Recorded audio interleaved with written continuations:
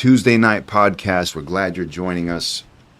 As always, if you are joining for the first time, this is a live podcast. Actually, if you're here live, it is a live podcast, and the chat box is open, and we run that while we are live. And so if you have questions or comments, feel free to throw those in at any time. We will open it up towards the end for anything off topic. If you just have questions that are on your mind about Christianity and you want to ask Pastor Ford, he is here and available for that. Tonight we will be talking about fragility, if that's the right way to say it. Fragility. But fragility. And I had originally entitled this podcast, "Is Technology Making Us Stupid or Making People Stupid?" But I felt that was a bit too narrow and honestly slightly abrasive, and so I changed it to fragile. It's really, technology is kind of we'll call it the foundation for a larger topic. The topic really is the lack of human, or the increase in a lack of fortitude, individual fortitude or resilience, and something that is actually a well-studied subject. And I've come across quite a few articles, and I've also read and listened to quite a few books that mention and talk about this issue of the rise in fragile-minded people that can't. So fortitude, is the idea of being able to endure hardship or endure rough times and difficulties, and actually have a grit about you where you can actually make it through, based off of something that's inside. Resilience is the idea of being able to, suffer some kind of setback or hardship and kind of and bounce back from it. It doesn't defeat you. It doesn't break you, and doesn't send you off in some crazy direction. But when you think about society as a whole, there's a rise in mental health problems, and we've talked quite a bit about stuff like that in this podcast, and there'll be some overlap probably in this conversation. But also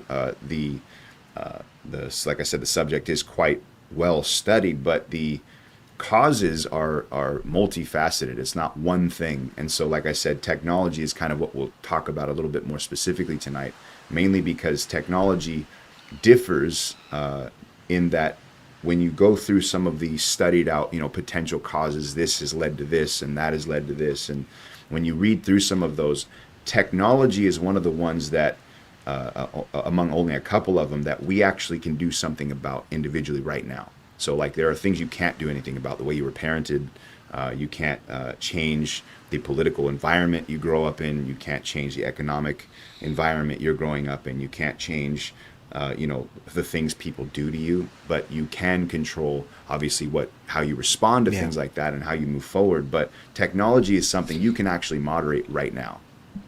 And so that's why I wanted to specifically talk about that, because there are a lot of links to teen anxiety and young adult anxiety, suicides, depression, insecurity issues, identity issues, and a lot of these things that, emotional regulation and emotional intelligence, another thing we've talked about, and laziness and stuff like that. A lot of these things a lot of psychologists and medical professionals have linked this back to the increase in technology and use of multimedia. And so thinking about that issue specifically, I just wanted to address this from the standpoint and maybe throw this out on the table. What is the whole solution of this? Because it's not an issue of people, being successful or not successful, because the truth is there are all these little areas of even the most consistent or the most successful people's lives that are, broken. They have a hard time keeping marriages together. They have a hard time parenting. There's a lack of consistency, a lack of faithfulness. They can't do multiple things at once. Yeah. And so there's this struggle because they're so focused in one direction, and they might be really, really good in this one area, but in all these other areas, things are just falling apart. And so the issue of resilience and fortitude is really what my mind was kind of locked onto. And so just to throw out a couple of the things that were pinned about technology specifically is reduced face-to-face interaction, the lack of active thinking because of passive activity, the forming of identity or a non-genuine, disingenuine identity based on because of the images that people are basing their eyes. I want to look like this. I want to be like that, but they don't know anything about the people they're trying to look like. They just see an image and they want to mimic it. Like I said, emotional regulation, dopamine and reward, looping, which is an interesting thing to talk about all by itself. But so I'm thinking about all this, and I'm trying to think of what does the Bible say about this issue of like fortitude and resilience. There is obviously a lot to say, but where I want to kind of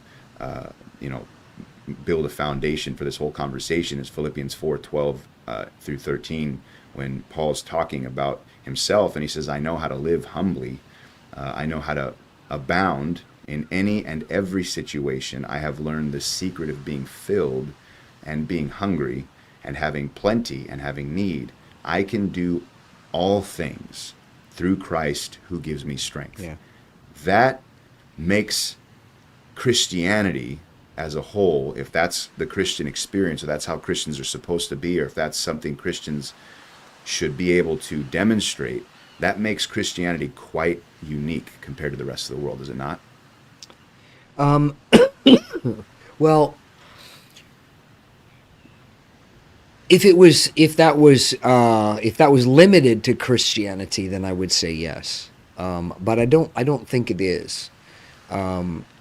Because the idea, there's obviously a resource, that Paul's talking about. I can do all things through Christ. So he has this resource. And I do believe that makes it a lot easier to be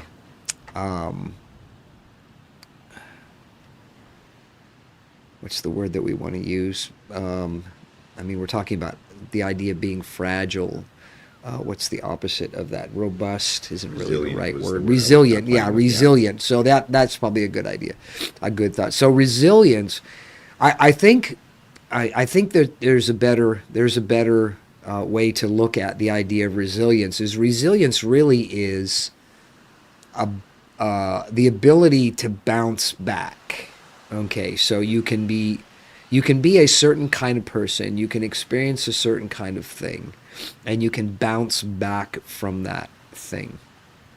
Well, I think that really is the key right there, is that a lot of the reason for fragility is because that isn't defined. What does it look like to bounce back? I think that's the problem, is that you have a lot of people that are blindly making their way through life. They really don't know who they are. They really don't know what they are. They really don't have a grasp on their destiny or their purpose. And yes, Christianity does provide that, but not exclusively. I've read numerous books. It's a book by a guy. It's called Resolute, that I just finished reading, and he has these issues. He's got his, I think it's his leg. He's got a problem. He's got a prosthetic leg, and some other problems that have happened to him, and so he's having to deal with this. He's having to bounce back, and so the idea of he's basically talking about how he bounced back. What was the process of bouncing back, and so but he doesn't talk about it from the standpoint of being a Christian. He just talks about how digging deeper within himself, and being made of sterner stuff, that kind of thing. And there's a truth to that. You don't want to throw the baby out with the bathwater, and that. But that's the problem when you bring technology into this. That's the real problem. Is that I think technology contributes to that question mark as to who we really are. That's why I don't have any kind of active social media accounts, mainly because I understand that by definition, the content that is posted by individuals, normally speaking, your normal person, not it's not everybody, of course, but normally is filtered. It will be sanitized. It won't be the rough and tumble of life, the difficulties and things like that. It's more often, and it's funny how, I know of people who are fragile, but yet if you listen to if you follow them on, social media, they try to project anti-fragile. They're robust. I'm an island, and I can make it through everything. But they're not. When you know them personally, they're not like that. But they know that's what people are looking for, and so they want to project that. Because it gets likes, it gets popularity. But you're looking at somebody who's very fragile, and likes are the basis for whereby they make it through the next day. Is that, well, at least I have 300,000 followers. I may not know where I'm going, but at least I have 300,000 people following me in my trek to nowhere. And that really is, that is a lot of what happens on social media, is you have people like that, or it's just purely about, popularity, and it's disingenuous, and so it's like I said, it's still sanitized. It's still a projection of something that's not real, but it's based on the idea these stupid, it's almost looking down on people. These stupid people are going to follow me on Instagram. How ridiculous! I've got 300,000 losers that are following me. That kind of thing. But in most cases, the idea is to take advantage of a group of people that are, they don't know where they're going, and so they're looking for somebody to follow. And so that's why I don't have it. And so when we ask the question, is social media causing that? Or technology?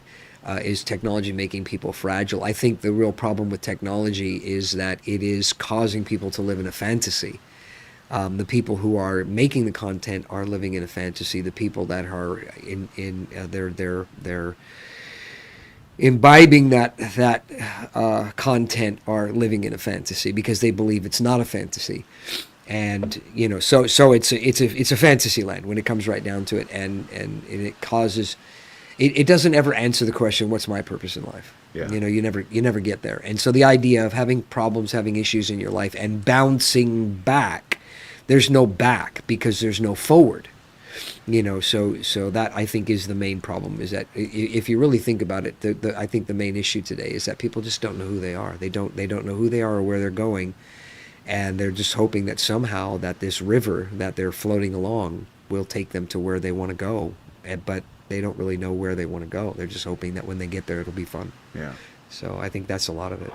So Paul kind of mentions these like three things, and I will, talk a little bit about. There's kind of like, I guess you could say I have 3 points, but it's more just 3 areas of focus. So Paul talks about learning, and he talks about what he learned, and then he also talks about where he got the strength from. Yeah. And so for that first part, the issue of learning, you actually talked about, you just mentioned that issue of never finding, you haven't found your purpose in life. But so like, how do you, we'll just to use the same word, learn your purpose in life, and how does technology hinder that? Well, that's an interesting thought. I wouldn't say that technology hinders finding your purpose. I think social media does. Okay. So I want to be very specific about that, because I was thinking about that when I saw the original title that you changed about is technology making us stupid. My immediate thought was about AI. Now if you talk about AI, which is obviously technology, you're talking about something that's gonna make a big difference in intelligence in general. For people? people. Yeah, Okay. yeah, absolutely. So Because don't go too far down the AI talk yeah, because I'm actually going to mention okay, that in a second. yeah, because the idea of AI is different. It's not a toy. Most technology, a lot of technology, and I'm not going to say most. A lot of technology is just a toy. It's a toy. It's novel. Like using a. I remember I was working at a computer shop. This is years ago. I was working at a computer shop, and somebody came in and they asked if we sold typewriters. And the sales guy said, "No, no, no, we don't sell typewriters." And she turned around to walk away, and the owner looked at him. It was incredulous. Looked at him and says, "A computer is a typewriter." In other words, why didn't you try to sell her a computer? What's the difference between a computer and a typewriter? You type on it, you push a button, and it prints. And so there's still, there's a lot of overlap. And so it is. Technology can be a tool. Yeah. We can't just throw the baby out with the bathwater, like I said. But Yeah. but um, but I think technology in general is a good thing. It is a good thing. Yeah. But it is also the majority of technology is a toy. My whole house is run off of off of technology. I say things, and lights turn on, stuff like that. But is it saving me time? Really? I mean, seriously, is it really saving me time? It's not really. The amount of time that I put into programming all this stuff and making sure it works and maintenance to keep it working. All those kinds of things, as opposed to just having a switch that I turn on. It's nice to be sitting on the couch and be able to say, turn on the light, rather than having to get up, walk over the other side, turn the light on, and sit back down. Right. But I mean, really, is it really that advantageous? No. But there is a lot of technology like I said, and I won't go there. AI is a whole nother world when technology actually is assisting you. And so I'm a big fan of a lot of the assistive technology, robotics and AI, because that is actually assisting you to be able to do things that you couldn't do on your own. It enhances human ability. And so I wouldn't say that all technology is making us fragile. Yeah. Okay. So thinking about that, 'cause I'm gonna drill on that a little bit, because I've actually read stories, and I obviously I can't necessarily validate all of this, but there are some situations in which the footwork of a thing is removed. So like you're saying, Yeah. the AI makes it more convenient to do certain things, right? It Well, presents yeah. conveniences and can like shorten the time frame that it might take you to do something manually. Right. But how much of that? How much would you say? I mean, okay. Let me just say this ahead of time. I understand, like, and clearly that we should, you said this already, but just to state it clearly and in the beginning, I'm talking about a misuse of technology, not that technology. Well, that's a itself hard. is Yeah, bad. that's a hard box to check. Fair enough. Fair 'Cause enough. When but that's- when is it being abused and when Okay, isn't? yeah, so fair enough. So that's kind of my question actually is at what point does the advancement in technology remove a valuable learning period for many? Oh, for the yeah. people? Having been in technology for as long as I have, I think it's really dependent on the individual. I think it's more about the individual than the technology So you're talking itself. about managing. Well, there are people that are lazy, and Yeah. and technology can enable them Mhm. to be lazy, and so if you're a lazy person, then technology, the classic, sitting on your couch, you know, rolling through the channels with the remote, while you Yeah. have a bag of potato chips, you're not going anywhere for I love endless how often hours. that imagery is. Yeah, but you could be there for endless hours doing that. Yeah. Whereas if you didn't have the remote, then you'd have to at least get up to turn the channel, Right. and then you might get sick of what you're watching, and when you get up, you might think, well, I'm already up, I might as well go do something valuable. And so there is that element, where technology can can be a problem, for people who are already inclined in those ways. Yeah. I wouldn't say that technology necessarily makes people like that.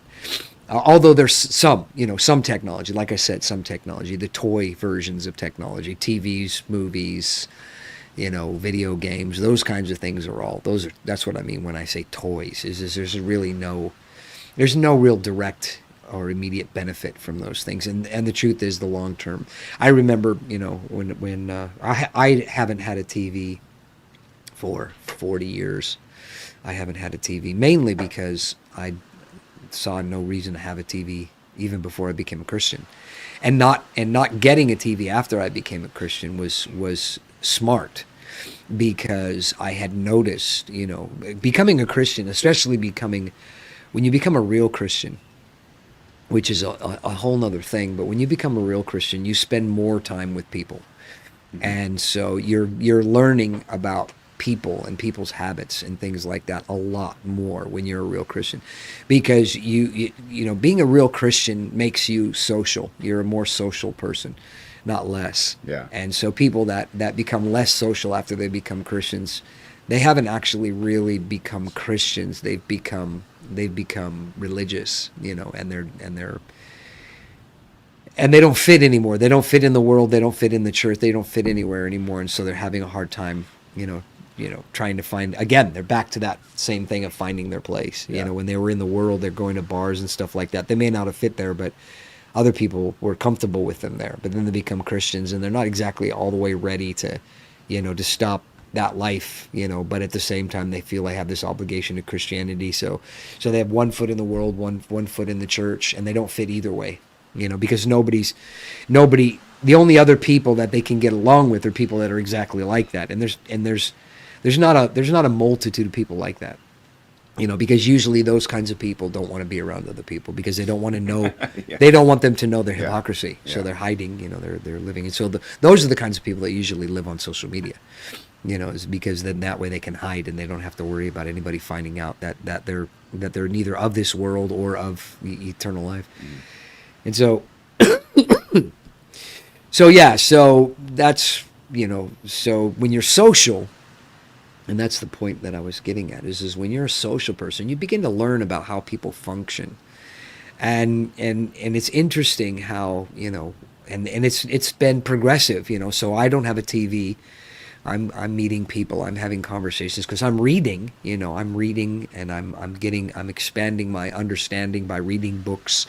And then as technology begins to progress, and then it becomes the internet and information on the internet and research.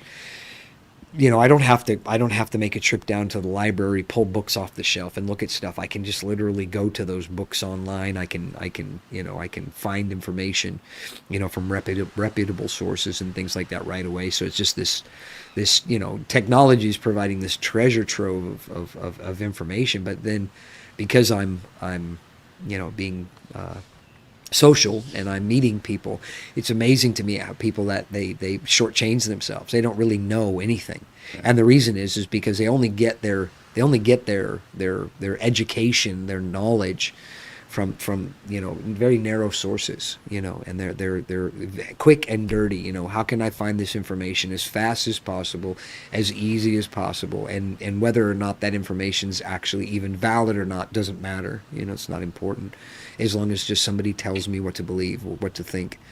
And so you have a lot of people like that their education is from Hollywood, Yeah. or YouTube's videos or things, depending on where you're, where you are in the spectrum of information. But for the most part, it's not valuable. It's not valuable information. It's just things that people say because it's what they believe, and so they're only offering their opinions. And so you have this group of people. What ends up happening? Huh? Or what'll sell. Yeah. And so you have this group of people that their understanding of a thing is actually somebody else's opinion. Yeah. And that's all it is. It's just somebody else's opinion. But they heard it, and they know other people believe it, what they've heard. And so they just kind of join the crowd. So they're just part of this, groupie, information groupies, Right. where they're not actually ingesting information. Not really learning anything. They're not learning. Yeah, they're not learning. They're just hearing things, and that desire to want to, be part of the in crowd. You can just spout that stuff back. It's like, oh, I know this and I know that and I know the other thing because you watched a 30-second clip, of somebody saying a similar thing. Yeah. And it sounded intelligent to you, so you just take it on board and you say, that's my opinion now as well. Yeah. My opinion is their opinion. But there's no facts, there's no evidence, there's no support, there's no nothing. Just simply, they said it, it sounds good to me, so I now I say it. And now I have researched, this now. And so I have actually researched, and now I have knowledge. And it's like, it's not knowledge, and you haven't researched. All you did is hear something that somebody said, you believe it to be true, and so now their opinion is now your opinion, but it's not really your opinion because you didn't formulate it. You just borrowed. Yeah. So So there's a question that came in, is relevant right now, is how important do you think it is for kids to learn to use a physical encyclopedia or dictionary or Bible concordance as opposed to asking Alexa, ChatGPT, etc.? Well, I think one of the funny thing is that what are you going to do when there's no more encyclopedias? What are your kids going to do? I can't remember the last time I looked in an encyclopedia. Me neither. I think it was when I was admiring the way the book looked. I in used a to have row. I used to have encycloedias about 30 years ago. Like you had like a set of like Yeah. A through A through C. Z. And then, I had a whole set, It's hilarious. and I probably looked at them 5 times in the entire time I owned them. But yeah, I don't. Learning how to use technology as a tool is the key. That's the key. And so it's not just a game. Right. And especially with kids, what I find with kids is there's the kid that will actually, they'll do the work. They'll do the work. They'll do what they're supposed to be doing on the computer. But then there are other ones that when mom's not looking, they switch over to the game. Yeah. And so they're not actually taking advantage of the tools. But it is a tool. I mean, technology is a tool. That's why it's here. It is a tool. You can't avoid the idea. Like, I mean, it's funny because it's almost anathema, that I never bring a Bible with me anymore, And the reason is because I've got a Bible on every device that I own. Yeah. I've got a Bible on my laptop. I've got a Bible on my computer at home. I've got a Bible on my phone. I actually wrote my own Bible program, and so it's like, So I mean, I like that. Yeah. I like the speed in which I can find scriptures. I lived through the era when you didn't have those things, when you had to find everything in a Bible, when you had to get out a concordance and try to find a scripture in your 5 or 10 minutes. And I remember the numerous times that I want to quote a scripture to somebody. And I tell them, just a sec, I'll find it, just a second. I'm looking through the back of my Bible, looking through, and I can't find it to save my life. And these people are like, that's okay, don't worry about it. It's like, no, I want you to see it. I want you to see the scripture in the Bible, but I can't remember where it is. And now I don't have that problem anymore. Yeah. I mean, I can find it like that. So when you learn how to use the tools, I mean, that's the thing, is learning how to use the tools. And so I don't think, there are your purists that are into books, and they think books is valuable. I'm not one of those.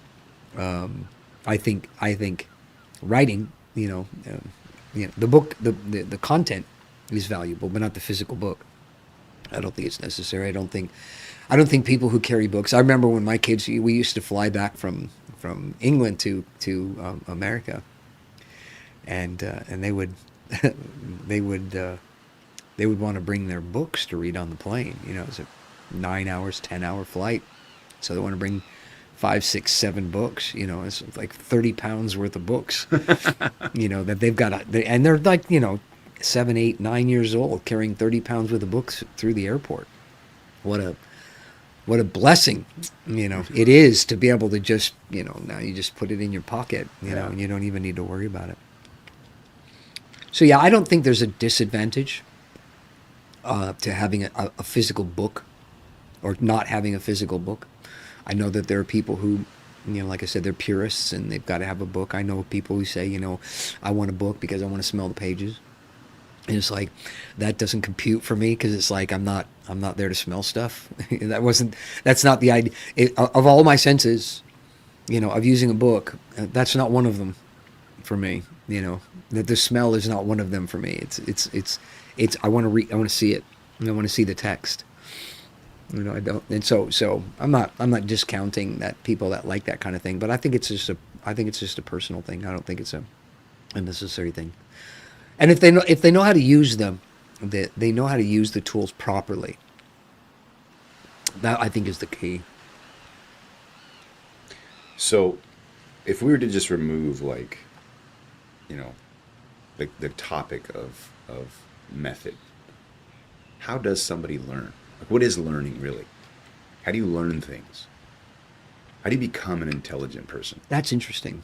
That's an interesting question. The reason why I say that's an interesting question is because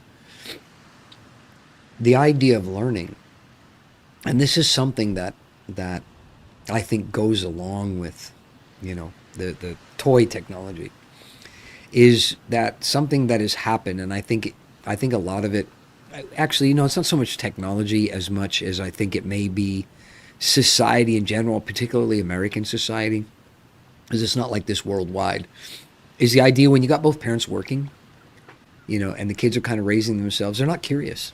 Because you have to teach your kids how to be curious. Kids are not just naturally curious. Now I know kids can be naturally curious and want to know stuff, but they're not naturally curious for the things that they should be curious about. Wanting to know how things work, for example. It's not something that really care about. If it's broken, they want somebody to fix it. It's not. They're not. My kids never came to me and said, "Dad, this is broken. I want you to show me how to fix it. I want to learn how to fix it." Never said that, Or I have this thing and I don't know how to use it. I want to learn. I want to learn how it works and how to use it. It's usually, and they want me to make it do things, and so it takes some effort on behalf of parents to make your kids curious. I do that even with my grandkids. I want them to be curious. I want them to think about things. And so curiosity is the means whereby we learn, because we want to know stuff. It's like, I remember growing up, there'd be kids that'd be like, "Oh, why do I want to, I don't want to know this." And there were things that I was like that too. I didn't want to know them. But when it came to practical stuff, and I heard people, "I don't want to learn how to do this. I don't want to how, like math. I don't want to learn math. I could care less about math." And it's like, you need math. You need math to live life. It's not, math isn't an option. History may be an option, but math is not an option. And so there are things that only curiosity. How does it work? And so sometimes, when my kids were younger, I wouldn't just show them the thing itself. I would show them the why behind it. I want them to be curious. I want to work through the problem, make sure they know how to do it. And I did that just the other day with Adriana. I was, walking through with my grandchild, walking through the idea of, why is it like this? Not just, is this the right answer? Why is it the right answer? So that you know the why behind it. That's important, to know the why behind things. And once you start to learn a few things like that, it can become attractive to you to want to learn more, because everything is learning. If you want to play a guitar or an instrument, you have to learn how to play the instrument. If you want to, have a computer, you have to learn how to use the computer. If you want to play basketball, you have to learn how to play basketball. Everything in life requires learning. You don't just either you can do it or you can't do it. And so when you don't have the desire to learn, the desire to be curious enough to learn, that's when you run into problems. And so what then becomes like the way that you pursue that properly? You know, what is it? So like maybe you talk about some of the pitfalls that curb people from wanting to do that. I mean, like there are some people who have natural curiosity. My son actually is pretty hilarious when one of his toys breaks. He's like what you're talking about. He won't actually come to me and ask me to fix it. Often he'll actually go find my screwdriver or his toy hammer, which doesn't open things, but he's going to try and fix it. My wife caught him outside. I can't remember if she sent me a video, if she just told me about it. She said she looked outside and he's got, I can't remember what it was. It was one of his toys, and he's got his hammer and he's hitting it and he goes, "Come on, stinking thing, work." And he's 2, but he's trying to find a way to fix it, but he has no idea how to put the two things together though. Yeah. And so so that's good. There's a natural curiosity, but when he's 10 years old and he's doing that, he's going to give up. So now that's the question: is how do you guide learning in the right direction? You teach him how to use a screwdriver. Exactly. Right. So then now you teach him how to use a saw. And then you teach him how to use a tool, another tool, right tool for the job. Right tool for the job. Yeah, you learn how to. You learn how to. That not everything is fixed by using a hammer. Yeah. But I think that's why I became a Christian.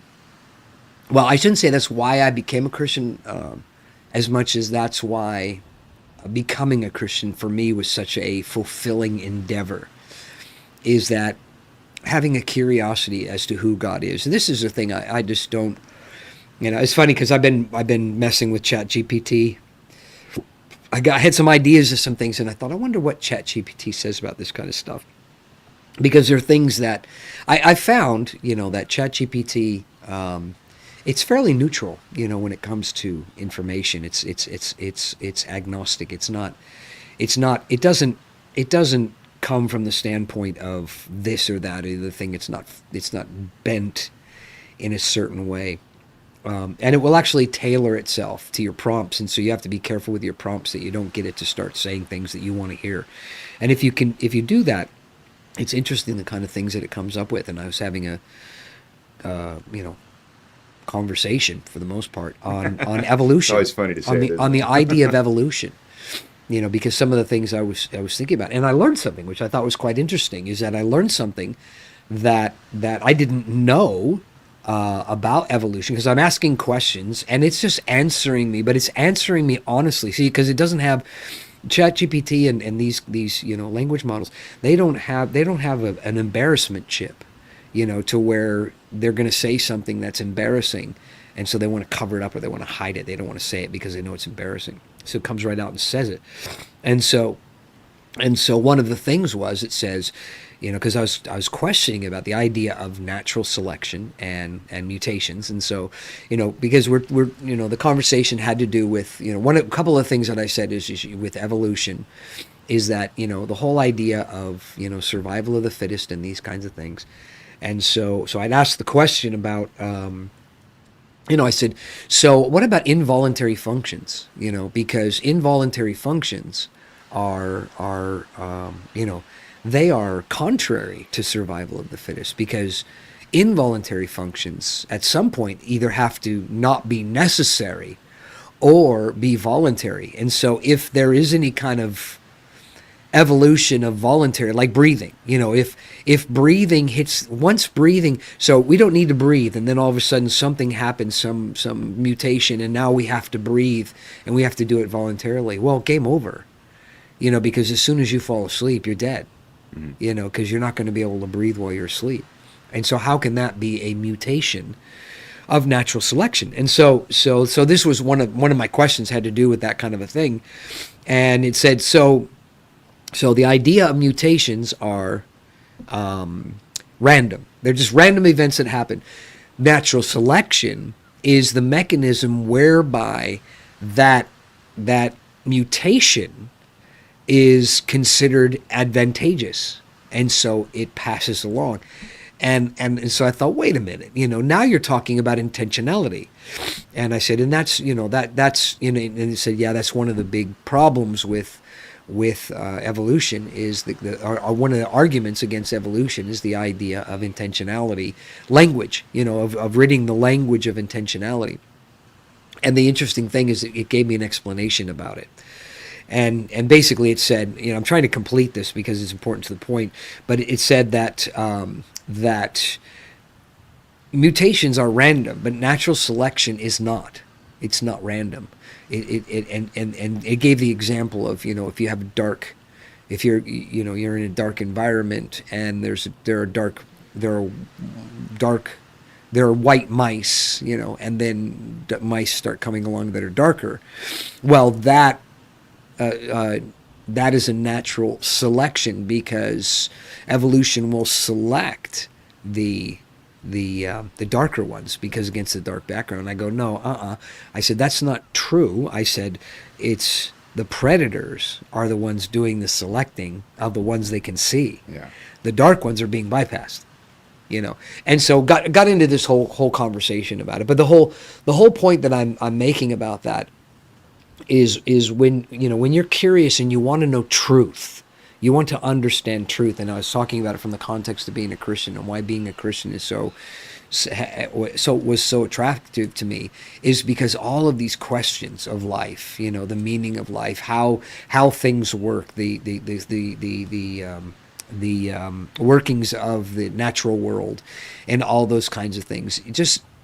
You can't. If you're an atheist, you shut down that process. You have to shut down that process because you're walking down this road, you get to, I don't know.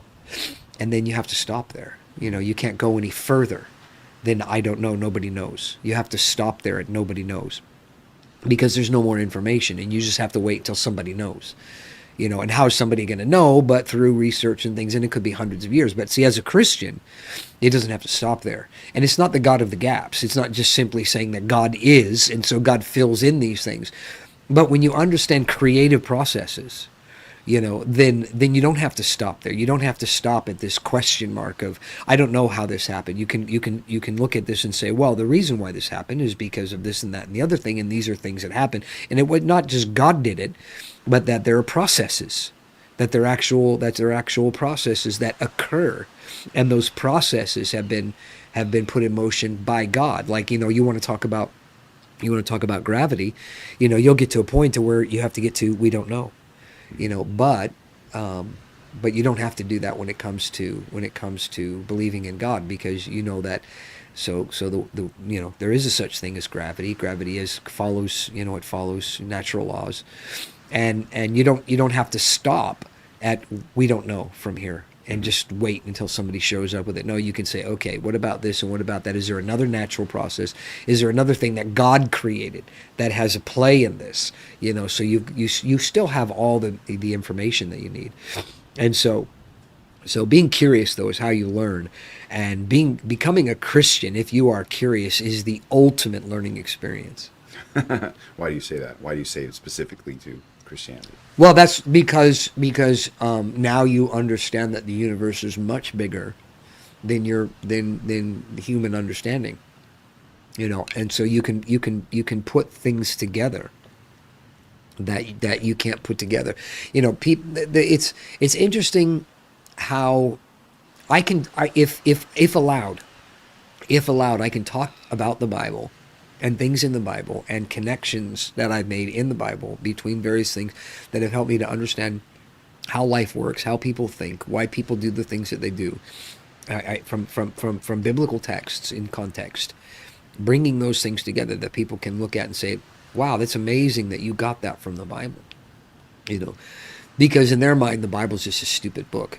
It's a book that's just written by a bunch of fishermen and shepherds and stuff like that, and it's meaningless, and there's no intelligence to be found in the Bible, and so here's a resource that God has given us of incredible wisdom of how life works, how the human person works, and how we can overcome things and how we can be different. That other people they're having to discover after years and years and years of trying this, trying that, trying the other thing, that you can actually get out of the Bible by just simply reading it. You can read it and all of a sudden you go, wait a minute, especially when you become more familiar with it, you remember this scripture over here and that scripture over here and how those things fit together. how life works. It's not.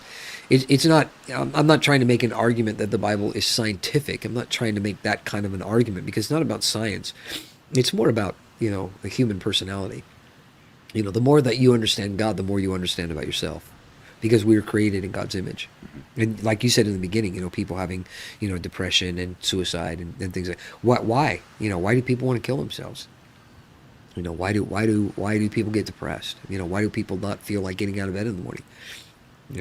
It's what's going on up here. It's not a physical thing. There's not somebody standing out in their out in front of their front door that's going to beat them up. Every time they get up. It's not that kind of a thing. It's just simply I don't want to deal with what's going on in my head. Well, how do you get control over that? How do you discover the means whereby you can untangle the mess in your own head? Well, that's what the Bible is tremendous for that. Because you're able to understand the dynamics of thinking. And when you because it's funny these things are coming out now because I was thinking about them this afternoon. When a Christian talks about the devil, a non-Christian thinks about this creature, with that in a red suit with a tail with a barb on it, and a pitchfork and horns, But as a Christian, I don't think that. Yeah. That's not what's going on in my mind. I'm not thinking of this weird creature. I'm thinking of something that looks more like a person. Right. And it's an angel, fallen angel. And so it's like it's going to look more like a person. But but that mindset, when you're not a Christian, is you jump to all these wrong conclusions because you're not thinking. Again, it goes back to that whole idea. Somebody told you somewhere. Somebody told you that the Christian devil, it has horns and a red suit and a tail. I mean, somebody told you that, because if you read the Bible, you won't find that description. There's no description in the Bible of the devil like that. And so talking about the devil, oh yeah, this guy running around with a pitchfork and horns, but when you think about it as this intelligent being, that is much more intelligent than human beings. And then you begin to process that he's messing with me, because he wants me to be depressed. He wants me to be discouraged. He wants to end my life. And not in some sort of paranoid way, but just in a way of understanding that not every thought that goes into my mind comes in there because I'm thinking that way. It's sometimes there are thoughts that invade our minds, and so when you understand that kind of a thing and you realize here comes a thought, you want to kill yourself, and you think, no, I don't. Now what? What's the next step? You don't. No. Is that really me? Am I really thinking about killing myself? If you've already decided that it's not you and that's not what you want to do, you don't want to kill yourself, then it's over, and you move to something else. And it's amazing, to me it's amazing that, the amount of victory that you can have as a Christian. We're kind of going off on a tangent here, but the victory that you can have because you want to learn, as a Christian, and you have a desire to learn.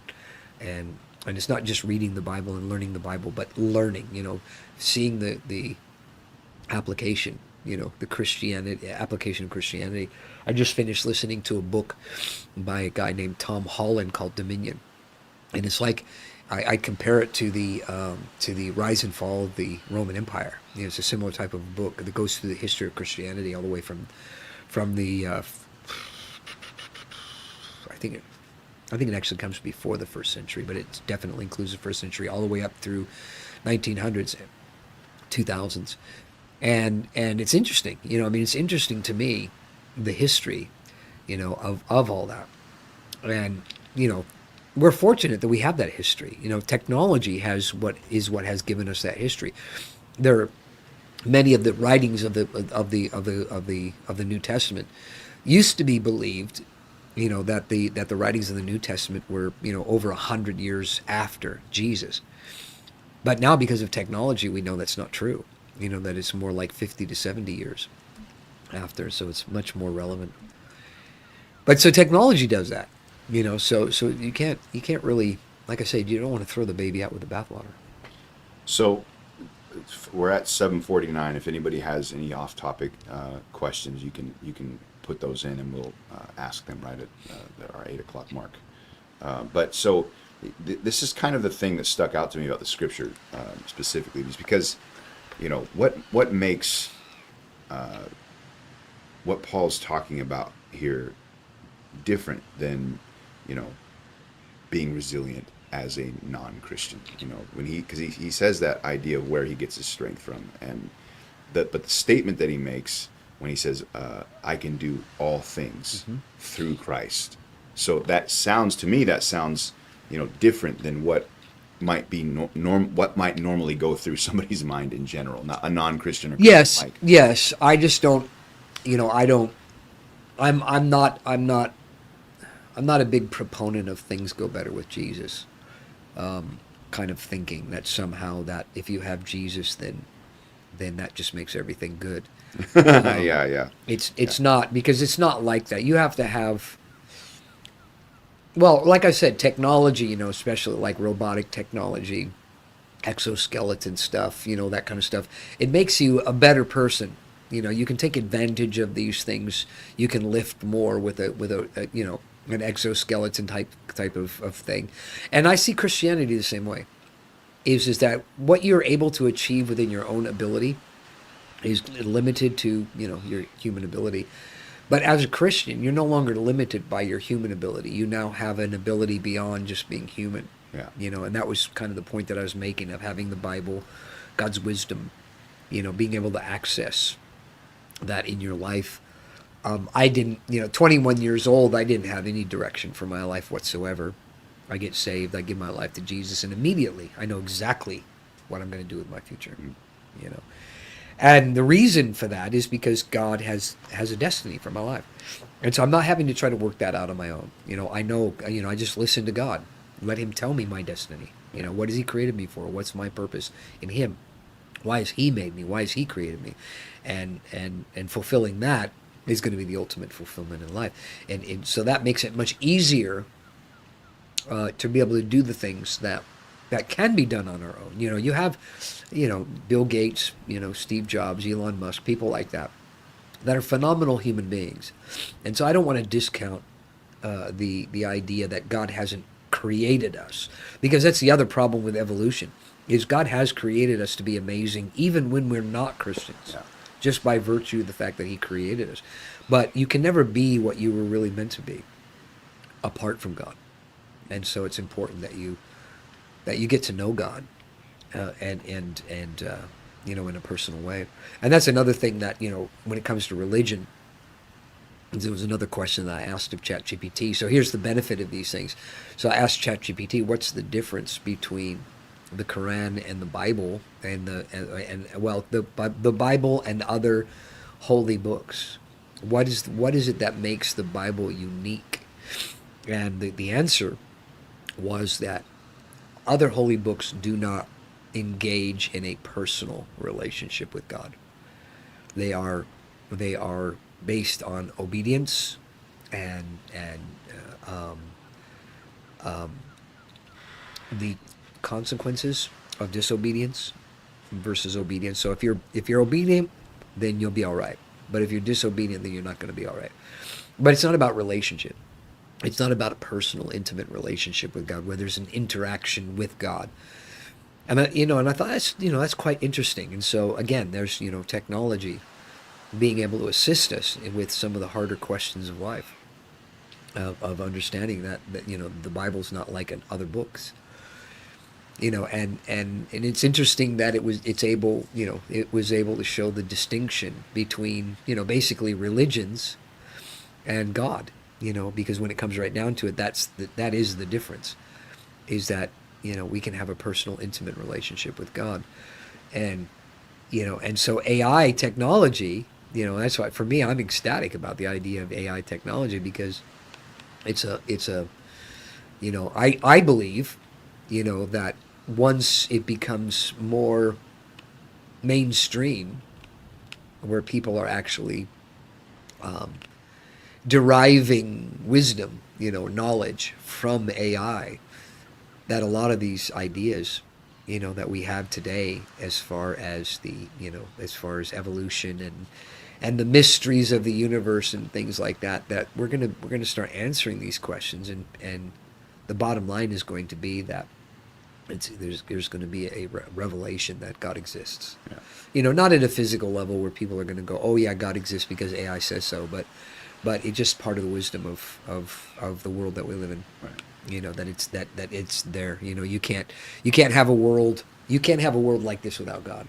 That kind of a thing. So it's not so much proving that God exists as much as proving that God's necessary in order to have this. Yeah. It's interesting that talking about Christianity not making things all better, because the context of what he's talking about is he's able to both be successful and experience times where he just doesn't have things clearly going on. He's enduring hardships. He's resilient. Yeah. He's able to Yeah. handle all situations. Yeah, by God's assistance, and that's that thing. And I know it's a bit candy to say it that way, but the whole idea of an exoskeleton, the idea of that there's this technical enhancement, the whole bionic man thing, from years ago, is slowly becoming a reality. Well, that's Christianity as well. Is that there's an enhancement that comes to our lives. Not to mention the fact that when it comes right down to it, this life is not all there is. There's eternity. And, without a relationship with God, you are going to miss out on eternity. And that's the tragedy of it all, is that you're literally going to miss out on eternity. You're going to be in a lake of fire. And the truth is that the longer I've been saved, the less I'm concerned about the kind of pain and suffering that people are going to have in hell. It's not, to me, that's not the message. The message isn't how painful it's going to be. The message is you're going to miss out. It's because this is something that's never going to change. You're not going to get a second chance to sort this out. You're just going to miss out on it. And it's going to be a glorious thing, and it's not pie in the sky. We know this, it's like, even science has concluded that we're at the very best, our world is going to collapse. It's not going to continue to expand and go on forever. It's going to collapse. That's inevitable, and it will mean a total annihilation of everything. But the evolutionist mind is, well, this is it's been doing this for billions of years, and so who knows how many Earths there really have been, and how many societies there have been, and and all that kind of stuff. And that's pie in the sky, because it's like there's not even a shred of evidence of any of that whatsoever. There's just nothing to actually even build on when it comes to that idea. These are just pure theories. They're not based on anything other than the fact that if we're here, there must be something else. And that's not evidence. That may sound logical, but there's no evidence behind that. But when you look at the complexity of life and you look at how things are, it demands a designer. That's all there is to it. And the more technology improves and advances, the more we realize, wow, this is, even if we get to the point to where, we can cause people to live indefinitely, that doesn't mean that we're not going to ever die. We're never going to get to a place where we're not going to die. You might be 300 years old and you walk out and get hit by a bus. Yeah. And it's over. It's over. You're done. You may have made it to 300 years, but you're still done. And so, and I know, and I don't have a problem with that. If we could get the technology to get up to that kind of a thing, great. Or we could live for 300 years or 500 years or 800 years. That'd be great. That I would love that.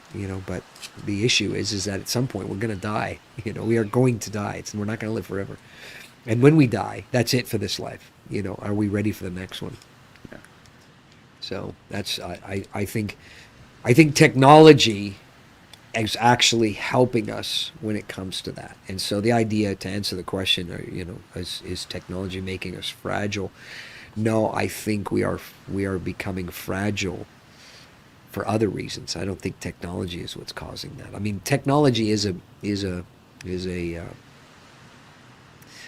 that's another word that's more simpler. Agitator.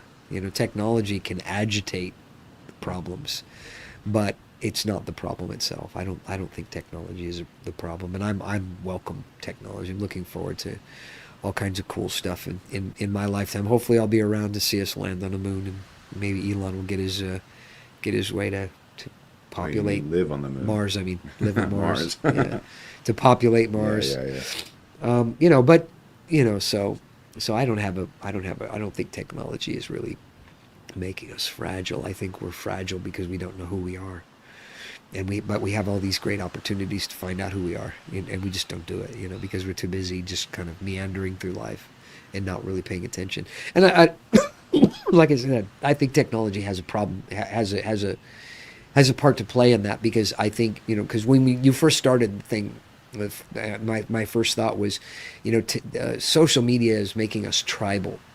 We're not like what we used to be. Used to be able to hang out with people that didn't think the way that you thought, and it was okay for people that had different opinions. Now that's just unacceptable. And so, and I think social media plays into that a lot. It's just that you can't be around people that have a different opinion than you. You just can't even tolerate it, because you think that this is just right. Because you've met people that have the same opinion as you do, that you've never actually physically met. But they put these arguments out there and say certain things, and you're oh yeah, absolutely, absolutely, that's true. And just becoming tribal, you're like, it would be like a Chinese person, being dropped in the middle of America and saying, you guys just do everything wrong. It's like, no, we do things different. It's not wrong, it's different. It might not be what you're familiar with, but it's not wrong. But that's where things are today. Is a lot of people, they're fragile because they say, oh no, certain people should only be allowed to do certain things, and other people shouldn't be allowed, and people who think like this shouldn't be allowed in society, and all of that. But that's just becoming fragile. You can't have a. It's funny, I was watching these comedians on YouTube. And they can't even tell jokes, because certain people in the audience, this one guy this is kind of his shtick, he says, this woman says, I'm offended, because the comedian is interacting with this guy who's blind, and she says, stop it. She demands that he stops. I'm offended. You're taking advantage. And this guy's laughing and he's having a good time. Yeah. And he says, do you know this woman? And the guy, he says, I've never seen her in my life, but